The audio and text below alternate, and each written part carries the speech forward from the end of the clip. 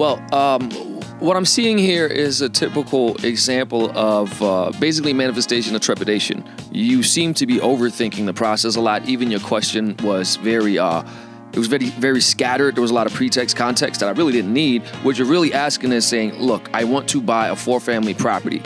Live in one unit and rent the other ones out. Is that a good idea? Yes. Then you mentioned what you make and what your wife makes.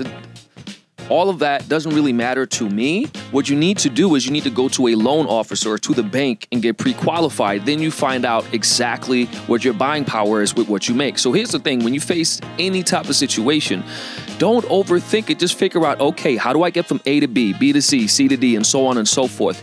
You want to get to home ownership on a property. Work backwards from there. Okay, all right, what do I need to get? I need to get the financing, I need to find a property, and I need to make sure I have enough money. Well, you seem to have enough money, but do you know how far that money stretches? No. So that's what you need to figure out. Talk to the loan officer. They'll look at your financials, look at you, the two of you together, and they'll say, you know what? You can buy a property for $400,000. Now you know where you can shop.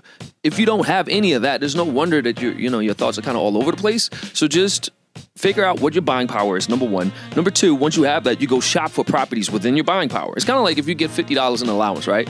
You know you can buy this amount of candy, that amount of candy. Like, it's really child logic that also applies when you're an adult, except for we tend to overthink things when we become adults, when actually a child could make better decisions. Seriously. So just figure out what your buying power is. Go shop for stuff within your range where you want to live, and then move towards getting closer to closing. That's it. There's all there is to it. All the extra stuff doesn't even matter. You make $5,000 here, $3,000 here. That's $8K a month.